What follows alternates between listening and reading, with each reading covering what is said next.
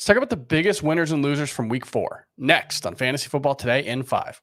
Welcome to FFT in 5. I'm Chris Towers. I'm here with Adam Azer. And before we get to the biggest winners and losers from Sunday's action, unfortunately, we did actually have a pretty significant number of injuries. And as of Sunday night, we don't really know the extent of them. We know Kenny Pickett left with a knee injury. We know T. Higgins has fractured ribs, which is a pretty bad sign. It sounds like he might miss some time. That's not a great thing for him, given how weird his season's been. Javonte Williams left with a hip flexor injury. It sounds like that one's not significant, although Jaleel McLaughlin is probably going to be one of the priority ads on the waiver wire heading into week 5. What do you think, Adam?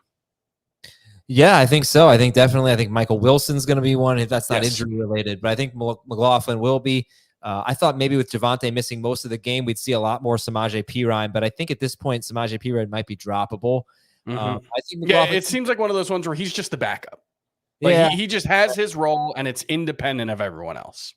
Yeah, the waiver wire didn't really jump out at me because I'm not interested in Tyler Boyd with the Higgins injury. Yeah, I think you've got some 2 quarterback potential here. You got Trubisky and you've got Bailey Zappi perhaps. So I don't think it's going to be one of those 8-chan. It's not going to be an 8-chan week. That's for sure. No, definitely not. Not any break the piggy bank open guys for this week. But let's talk about some winners and losers. And I got to talk about CJ Strad. This was something before the games today.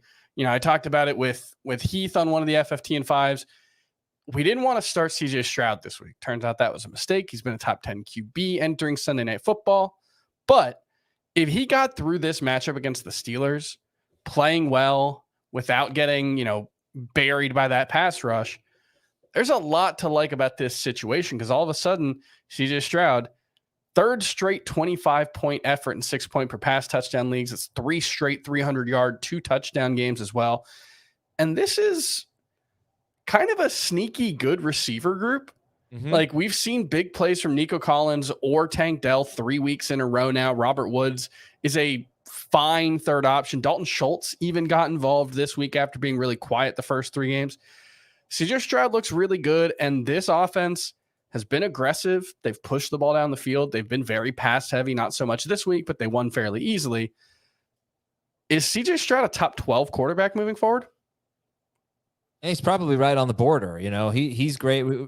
He's playing really well. I'm starting him ahead of Joe Burrow that next week at the very least, and maybe Trevor Lawrence.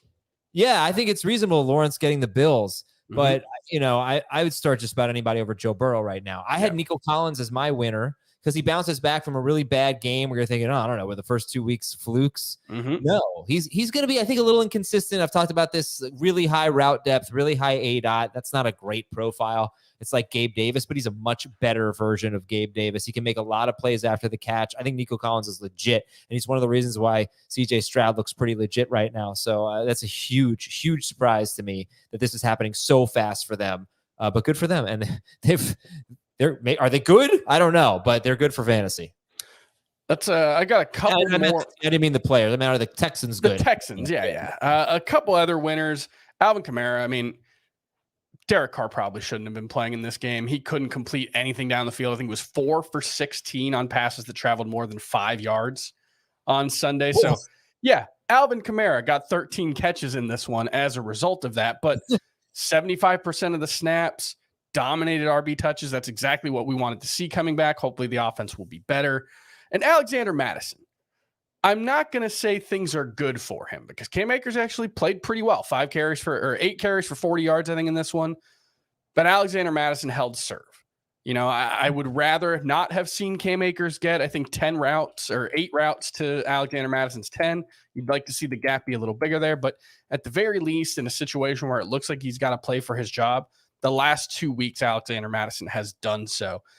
Let's move on to the biggest losers. And, I mean, the Bengals offense, just T. Higgins leaving with a rib injury. Tyler Boyd, he had 1 good game with Higgins out 2 years ago. Last year, played 2 games where Higgins basically didn't play. He had the one where he played 1 snap. I think another one where he played like 10% of the snaps. And Boyd didn't really do much. I think he's a fine roll of the dice as like a wide receiver 4. but I'm viewing him very similar to how I viewed Josh Palmer, given the way this offense looks. At least Palmer is in a much better offense and, kind of bailed us out with that late 51-yard catch. But yeah, Bengals offense, I don't know if Burrow's ever going to be right this season. And I don't know. It's hard to diagnose what's wrong with this offense until he's healthy. Do you have any other losers? Yeah, Raheem Mostert is a loser for me. And remember I said last week, I don't know if you heard, if I said it with you, but can he have that game last week and still be a loser? Because I felt like Raheem Mostert was a loser last week because Devon Achane was a huge winner and Achane was a winner again. Look, the carries, the catches, they were basically the same. But once again, Achane did a lot more with it. And it's not that I think Mostert's bad. I mean, they obviously want to get him the ball. It's not like I think his last good game is behind us. He still has some good production left. But I'm sorry, I think Achane is the better guy. He is so fast and so elusive. He looks like he could be a league winner. He looks like what DeAndre Swift is looking like right now for the Eagles, but maybe even better. So Mostert is a loser. I think you missed your chance to sell. You may as well just hold on to him and enjoy probably a low-end RB2. Yeah, and then one that we talked about before the show, I'll throw in Roshan Johnson as another loser. He was someone who was starting 18% of CBS fantasy leagues. Khalil Herbert started in 12%. And it turns out, I mean, even in a game where the Bears won fairly handily and maybe they were just going with the hot hand, you could say, well, at halftime, Herbert had 5 carries and Johnson had 2. So it wasn't just milking the clock late in the game and running it out.